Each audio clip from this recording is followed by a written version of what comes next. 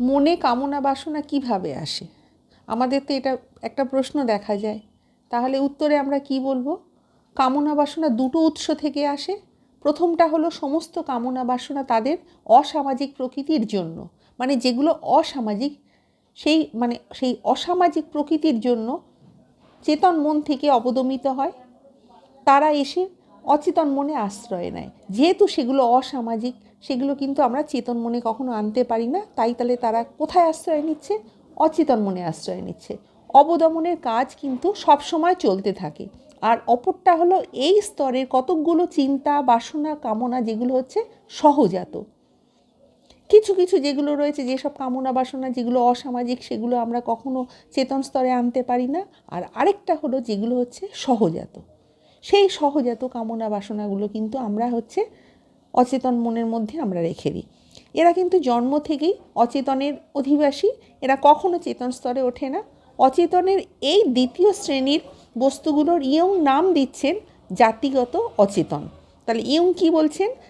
যেগুলো হচ্ছে সহজাত সেগুলো তিনি বলছেন জাতিগত অচেতন।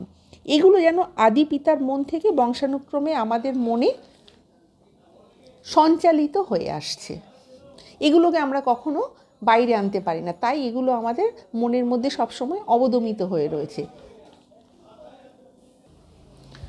অচেতন মনের এই ইচ্ছাগুলো সমাজের বেড়া মানতে চায় না, সবসময় এরা ভেঙে দিতে চায়। এর ইচ্ছা পূরণের জন্য বাইরের জগৎ থেকে সে যা সংগ্রহ করতে চায় সমাজের চোখে তা কিন্তু হচ্ছে সবসময় অবাঞ্ছনীয় হবে। যেগুলো মানে অসামাজিক, যেগুলো আমরা সকলের সামনে মেলামেশা করতে গেলে আমরা বলতে পারি না, যেগুলো অসামাজিক, সেইগুলো আমরা কি করছি? আমাদের অচেতন মনের মধ্যে রেখে দিচ্ছি এবং সেগুলো হচ্ছে অবাঞ্ছনীয়, সেগুলো সকলের চোখে কিন্তু ঠিক নয়। অসামাজিক কাজেই অচেতন মনের অনেক কামনা বাসনা নিষ্ফল হয়। যেহেতু এখানে বলছে যে অসামাজিক যেটা হচ্ছে সেটা তো আমরা সকলের সামনে যেহেতু নিয়ে আসতে পারছি না, তাহলে সেগুলো সবসময় আমাদের সাকসেস হচ্ছে না, তাই সেই সব ইচ্ছাগুলো আমাদের কি হচ্ছে? নিষ্ফল হয়ে যাচ্ছে। এবং এর ফলে আমাদের রাগ হচ্ছে। যেহেতু আমাদের মনের মধ্যে সেই অচেতন মনের মধ্যে আমাদের সেই যে ইচ্ছাগুলো আমরা পূরণ করতে পারছি না, জোর করে আমরা অবদমন করছি, তাই আমাদের রাগ দেখা দিচ্ছে।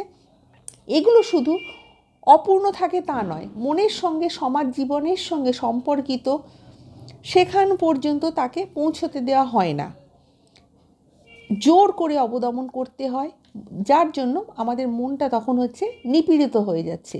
মনের গভীরে এগুলো অন্ধকারের মধ্যে নির্বাসিত হয়। মানে এমনই কিছু কিছু ইচ্ছা রয়েছে যেগুলো আমরা কিন্তু সকলের সামনে আনতে পারি না, তাই বলা হচ্ছে যে এগুলোকে মনের মধ্যে জোর করে নির্বাসিত করা হচ্ছে। অচেতন মন যতই ব্যথিত হোক কিংবা যতই পীড়িত হোক না কেন, অবদমনের যন্ত্র হিসাবে মানসিক সংগঠনের যে অংশটা কাজ করে তাকে ফ্রয়েড বলছেন যে সেন্সর। সেন্সরের আবার কি কাজ?